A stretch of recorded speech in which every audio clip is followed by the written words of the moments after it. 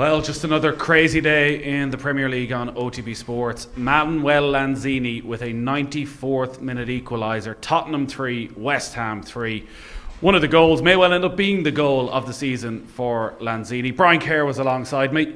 Spurs were 3-0 up after 16 minutes. They were 3-0 up after 82 minutes. How did they not win that game? Well, you have to give West Ham, David Moyes and his staff credit for the persistence and character that his team showed. I think Declan Rice had a good influence on the game, but there was lots of West Ham players stuck at it. There was never a sense that they had thrown in the towel, and they were always in the game unless Spurs could wrap it up with a 4 or 5.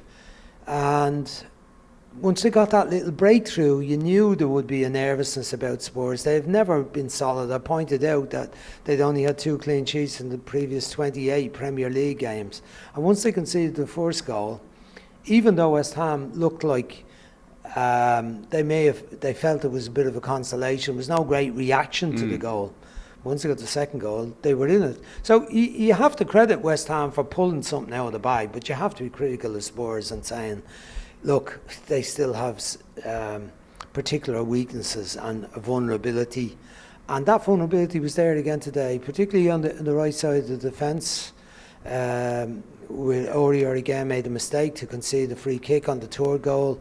But Sanchez's error on the second goal, it was kind of hard to do what he did, I felt, Nathan. To head it, if you were trying to head it outside the near post as you're coming across, it was a glancing header.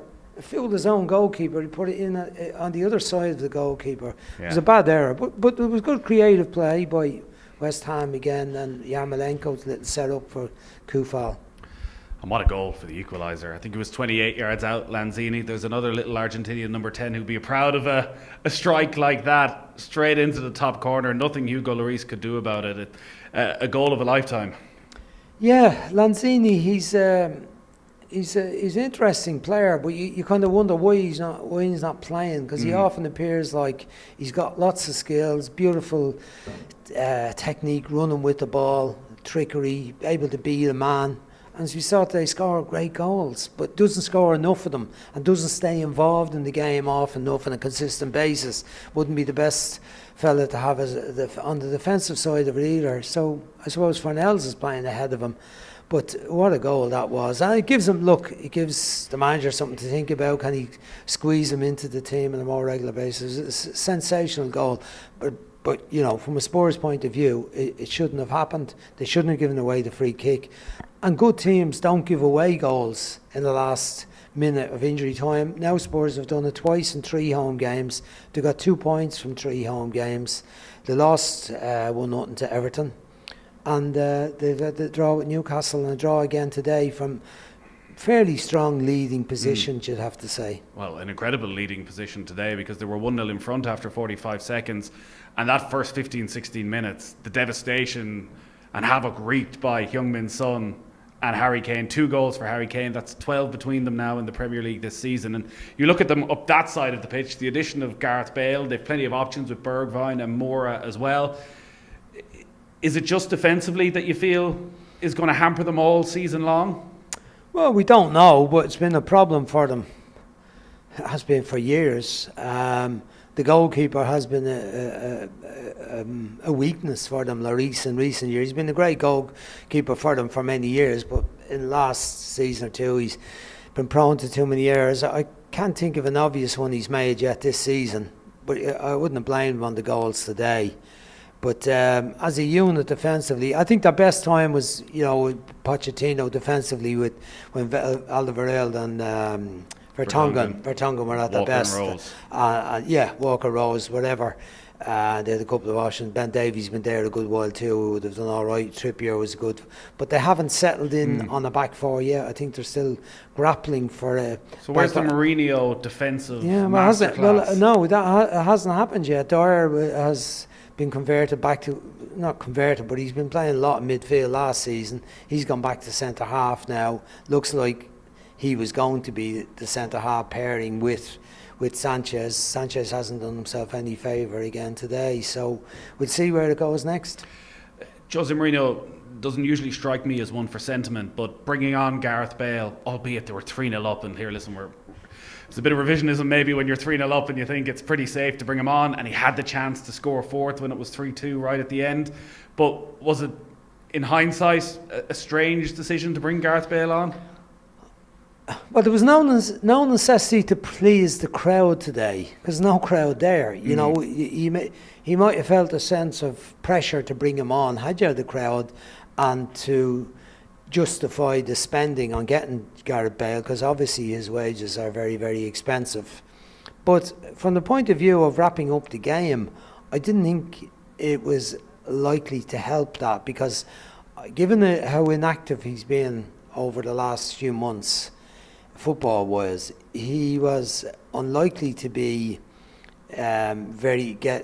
get to the rhythm of the game, get to the pace of the game very quickly. But then I don't know how he's looked in training. Maybe he's looked fine, maybe he's looked busy, maybe he's looked very energetic, but he didn't look like that way when he came on to me.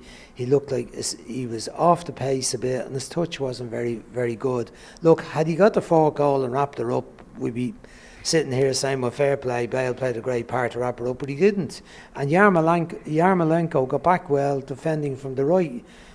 He was playing the right side of the attack, got back into his own box to make that challenge, and did enough to put Harry Kane off scoring the fourth goal. But it would have been a great start for him had he scored that. He scored a free kick, he had a goal. But in the end, he was on the pitch and didn't contribute. They conceded 3 goals when he was on the pitch, so you'd have to say it didn't work out. Yeah, and if he'd taken that chance, we would have been saying what a front three they now have of Heung-min Son, Harry Kane and Gareth Bale. And these are 4 big drop points. And what feels like it's going to be an unusual Premier League season, that there are opportunities there for the likes of Tottenham. And we should mention some of the good things for Tottenham, which is the brilliance of Harry Kane and Heung-min Son and their link-up play together. They played some sensational stuff. And the midfield were dominant too. Bergwijn was clever.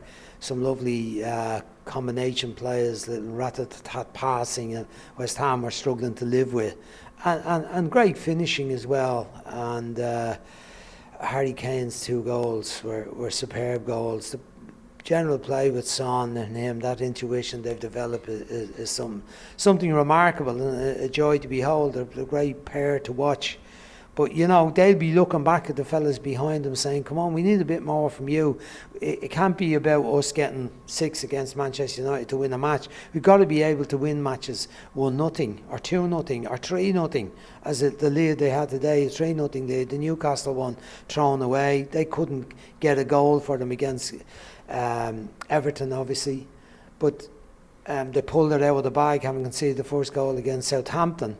They were able to get 5, but they've got to be more reliable defensively. And you would think Mourinho will fix that, but he's had a good while at it now, and he hasn't got it fixed. And you know, I hope Matt Doherty's going to play a part in that, but I don't think that's the best part of his game either, as a defensive player in the back 4. It was a hugely entertaining game. It was hard to take your eyes off it. Yet still, during the game, maybe the biggest news of the Premier League season emerged, that Virgil van Dijk is going to have to undergo surgery on his ACL. Liverpool aren't writing him off for the season, but somewhere between 6 and 12 months for probably the most important player in the Premier League over the past couple of years. How big a... Well, probably the player that's had the biggest impact in terms of a team winning a championship, and an immediate impact from the time he came in. They didn't quite win the championship in the first season, but he's had a major impact. He's just been a class act. There's a presence about him, physicality about him. He's got a few goals the other end, but mainly he's just stabilised our whole defensive unit. Now, we didn't have a good game when they were beaten 7-2 by Aston Villa, it has to be said, but you could see yesterday that every one of them were right at it, and he was right at it in terms of stepping in and winning the ball and rattling, I think, Dominic Calvert-Lewin from early in the game. The whole defence, the whole team, Liverpool team, looked like they were right at it. So I think he's a major loss. Can the other players there step up to the plate and do the job? We've seen Fabinho dropping into that position, play centre half occasionally, but it'll be down to Gomez, I think, now, and Matip to step up. They've had some injury problems too. Lovren is gone now, So, I think combined with the doubt about Alisson with the goalkeeper being a problem at the moment too, that Adrian, they got away with Adrian for the first 9 games, I think it was, last season, and got through it and won all the games. But it hasn't started so well for them this season, and Adrian has looked a vulnerability as well too. So you're right. It's there's a lot more uncertainty around, I think, Liverpool and a lot of the other, Manchester City haven't looked, exposed by Leicester, that you would definitely have doubts about them defensively too. They haven't settled into a regular rhythm, won the game yesterday, very good win, beating Arsenal. But yeah, there's hope for the other teams, but they've got to show some consistency. The likes of Spurs and Chelsea and Manchester United, they've got to show more consistency, which they haven't up until now. And to rub salt in the wounds for Liverpool was that Jordan Pickford got away scot-free, and it's been some controversy around VAR again, around offside, and it's an offside. There's nothing subjective about it, whether you agree or not. The way they're going with the rule, Sadio Mane was a millimetre offside, but for them to miss that incident with Jordan Pickford, I just can't understand. I think Michael Oliver is a great referee. I think he has the respect of players, he respects the coaches, managers, people around the game. He sees things early, he's always composed and in control, and he makes big decisions. But I just didn't get it yesterday. I couldn't understand it. I thought it was so blatant on the first look. He wasn't too far away. I thought it was so blatant that the referee, you've got to have a look at that. Irrespective of the instant, whether offside, goal, no, whatever it was, offside or not offside, it was just outrageous, the attempted challenge from Pickford. And that someone looking at VAR didn't say to the referee, look, okay, the offside one is sorted out, but you needed to have a look at this. I thought that was almost incredible. The offside one was, I couldn't see what was going on as regards the millimetres and the lines or the part of the body that was offside. I think Arsene Wenger has gone in, he's a role in FIFA now, and I'd be hoping that he comes up with something that puts it back in the favour of the attackers. We understood that the offside law was more in favour of the attackers these days, that if he's, if his part of his body is onside and so on. But it seems to have gone back the other way, that they seem to be, VAR, trying to find a way to rule out goals. I don't think that's the intention of the way the law is now. I thought the intention was that there be more goals and that the attacker is given the benefit of the doubt. So, but there you are. Makes it impossible for the attackers who are, listen, everyone's been told since they were growing up as a kid playing football, as an attacker, be in line. Yeah. Be in line. You think you're in line, but it turns out actually your little toe mightn't have been in line. Yeah, well, yesterday's one was the worst one this season yet in terms of trying to define it. I couldn't see it. I couldn't see what they come up with.